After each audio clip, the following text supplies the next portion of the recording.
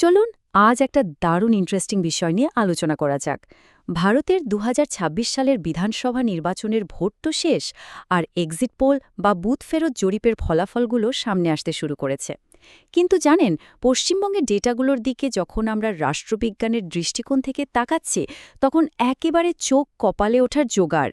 মানে একই রাজ্যে জরিপকারী সংস্থাগুলোর পরিসংখ্যানে এত বড় মেথোডোলজিক্যাল ডাইভারজেন্স বা পদ্ধতিগত পার্থক্য কিভাবে থাকতে পারে।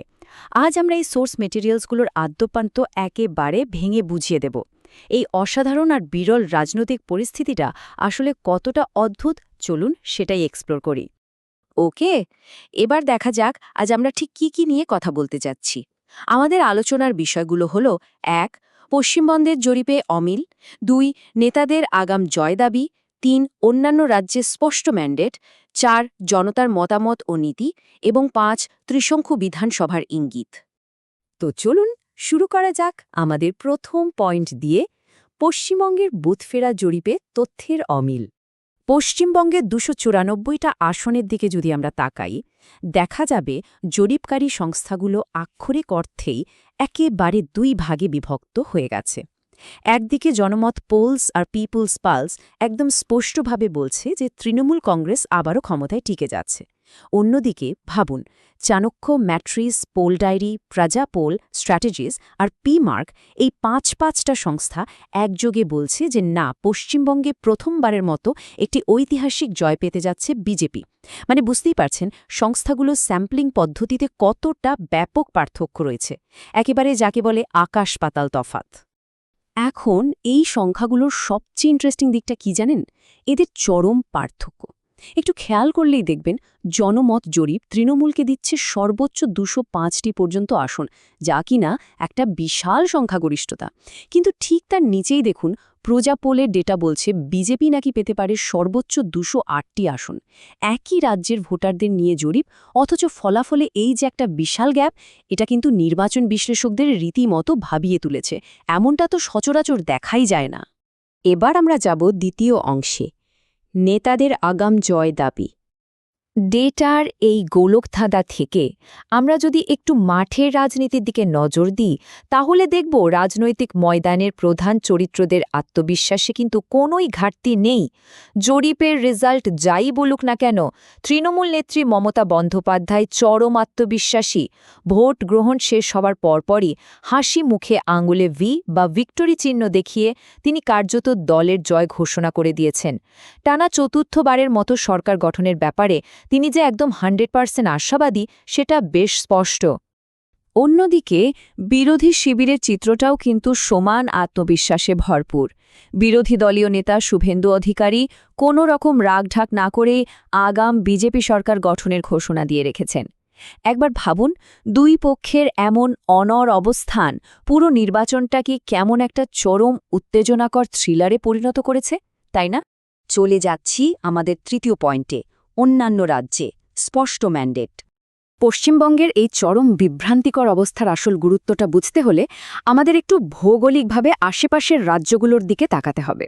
আসামের দিকে লক্ষ্য করলে দেখবেন, এখানকার ১২৬ আসনের বিধানসভার চিত্র একদম পরিষ্কার জলের মতো। প্রতিটি জরিপকারী সংস্থা একমত যে বিজেপি খুব সহজেই সেখানে আবারও ক্ষমতায় আসছে। কিছু কিছু সংস্থা তো বলছে বিজেপি একাই ১০০টি পর্যন্ত আসন জিতে নিতে পারে, যেখানে কংগ্রেস হয়তো আটকে থাকতে পারে ওই ১৮ থেকে ৩৪টি আসনের মধ্যে। একইভাবে কেরালা এবং পুদুচেরিতেও পরিষ্কার ক্ষমতার পালাবদলের ইঙ্গিত পাওয়া যাচ্ছে। কেরালায় সিপিএম নেতৃত্বাধীন এলডিএফের হাত থেকে কংগ্রেস নেতৃত্বাধীন ইউডিএফ ক্ষমতা ছিনিয়ে নিতে চলেছে, যা অ্যান্টি ইনকামবেন্সি বা প্রতিষ্ঠান বিরোধী হওয়ার একটা বিশাল প্রমাণ। আর পুদুচেরিতেও এনআর কংগ্রেস ক্ষমতায় ফিরে আসছে বলে একদম স্পষ্ট ট্রেন্ড দেখা যাচ্ছে। তামিলনাড়ুর ক্ষেত্রেও বেশিরভাগ সংস্থা ডিএমকে কংগ্রেস জোটের জয়ের কথাই বলছে, তবে এখানে একটা দারুণ ব্যতিক্রম আছে। অ্যাক্সেস মাই ইন্ডিয়া পূর্বাভাস দিয়েছে যে সদ্য রাজনীতিতে পা রাখা তামিল অভিনেতা বিজয়ের দল টিভিকে ৯৮ থেকে ১২০টি আসন পেয়ে সবাইকে একেবারে চমকে দিতে পারে। এটা যদি সত্যি হয়ে যায়, তবে তামিল রাজনীতি কিন্তু একটা সম্পূর্ণ নতুন যুগে প্রবেশ করবে। এরপর আসছে আমাদের চতুর্থ টপিক, জনতার প্রতিক্রিয়া এবং নীতিগত প্রভাব। পরিসংখ্যানের এই শুষ্ক সংখ্যাগুলো থেকে একটু বেরিয়ে চলুন, দেখি সাধারণ মানুষ আসলে এই নির্বাচনকে কিভাবে দেখছে। সোর্স ম্যাটেরিয়ালের মন্তব্যের ঘরগুলোতে নজর দিলে বামপন্থী এবং আঞ্চলিকতাবাদীদের একটা গভীর শঙ্কার চিত্র ফুটে ওঠে। যেমন ধরুন, অনেকেই মনে করছেন উগ্রপন্থী কোনো দলের ক্ষমতায় আসা উচিত নয়, কারণ তা কেবল রাজ্যের জন্যই নয়, বরং আশেপাশের প্রতিবেশী দেশগুলোর জন্যও বড় হুমকি হতে পারে। এটা কিন্তু সাধারণ মানুষের এক ধরনের রাজনৈতিক ভীতিরই প্রতিফলন। ঠিক এর বিপরীত দিকে দাঁড়িয়ে আছে আরেকটি বিশাল জনগোষ্ঠী। তাদের মন্তব্যগুলো থেকে দেখা যাচ্ছে অনেকেই মনে করছেন পশ্চিমবঙ্গের নিজস্ব পরিচয়ে বা আইডেন্টিটি রক্ষার জন্যই বিজেপিকে দরকার। এখানে আমরা পরিষ্কার দেখতে পাচ্ছি ভোটারদের মাঝে সেই গভীর আদর্শগত বিভাজনটা কতটা প্রকট। সাধারণ মানুষের ইলেকটোরাল বিহেভিয়ার বা নির্বাচনী আচরণ একেবারে দিনের আলোর মতোই পরিষ্কার হয়ে উঠছে। আর এটা চমৎকারভাবে তুলে ধরছে যে কিভাবে একটা স্থানীয় বা রাজ্য নির্বাচন সরাসরি আন্তর্জাতিক ভূরাজনীতির সাথে জড়িয়ে যায়।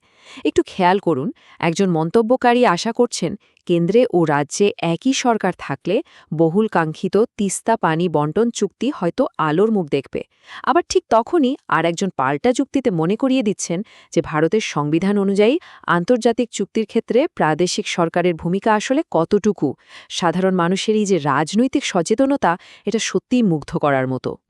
এবার আমাদের আলোচনার একেবারে শেষ এবং সবচেয়ে রোমাঞ্চকর অংশ, ৫ ত্রিশঙ্কু বিধানসভার ইঙ্গিত। এতগুলো পরস্পর বিরোধী জরিপ, নেতাদের জোরালো দাবি আর জনতার এমন বিভক্ত মতামতের পর চূড়ান্ত উপসংহারটা তাহলে কি দাঁড়াচ্ছে? আচ্ছা, এনডিটিভি এইসব জরিপের একটা গড় হিসাব বা পোল অফ পোলস প্রকাশ করেছে, আর ফলাফলটা রীতিমতো একটা রুদ্ধশ্বাস ড্র বা ডেড হিটের ইঙ্গিত দিচ্ছে। হিসাব অনুযায়ী তৃণমূল পেতে পারে ১৪৬টি আসন আর বিজেপি ১৪০টি। এর মানে কি দাঁড়ালো? কোনো দলই সরকার গঠনের জন্য প্রয়োজনীয় নিরঙ্কুশ সংখ্যাগরিষ্ঠতা পাচ্ছে না। পশ্চিমবঙ্গ সম্ভবত এগোচ্ছে একটা ত্রিশঙ্কু বা ঝুলন্ত বিধানসভার দিকে। সুতরাং এখানকার সবচেয়ে চমকপ্রদ বিষয়টা হল মাত্র ৫ বছরের ব্যবধানে রাজনৈতিক দৃশ্যপটের এই অবিশ্বাস্য পরিবর্তন। ভাবা যায় ২০২১ সালে যেখানে তৃণমূল ২১৩টি আসন নিয়ে বিশাল জয় পেয়েছিল আর বিজেপি আটকে ছিল মাত্র ৭৭-এ, সেখানে আজ তারা একেবারে একে অপরের ঘাড়ে নিঃশ্বাস ফেলছে। এটা রাজ্যের রাজনৈতিক মানচিত্রে আক্ষরিক অর্থেই একটা বিশাল ভূমিকম্পের সমান। আমরা একেবারে শেষ পর্যায়ে চলে এসেছি। যদি সত্যিই এই ত্রিশঙ্কু বিধানসভা বাস্তবরূপ নেয়, তবে তা রাজ্য রাজনীতিতে অভাবনীয় ঘোড়া বেচাকেনার জন্ম দিতে পারে। কিন্তু এর চেয়েও বড় প্রশ্ন হল, এই খণ্ডিত ম্যান্ডেট পুরো অঞ্চলে স্থিতিশীলতা, অর্থনীতি এবং প্রতিবেশী দেশগুলোর সাথে সীমান্ত ও পানি চুক্তির মতো বিষয়গুলোতে ঠিক কী ধরনের প্রভাব ফেলবে। আগামী ৪ঠা মে ভোট গণনার দিন পর্যন্ত এই সাসপেন্স আমাদের সবাইকে একেবারে আটকে রাখবে। আগামী দিনগুলোতে কি ঘটতে চলেছে তার উত্তরের অপেক্ষায় রইলাম আমরা সবাই। এই সোর্সগুলোর উপর ভিত্তি করে তৈরি আজকের এই আলোচনাটি এখানেই শেষ করছি।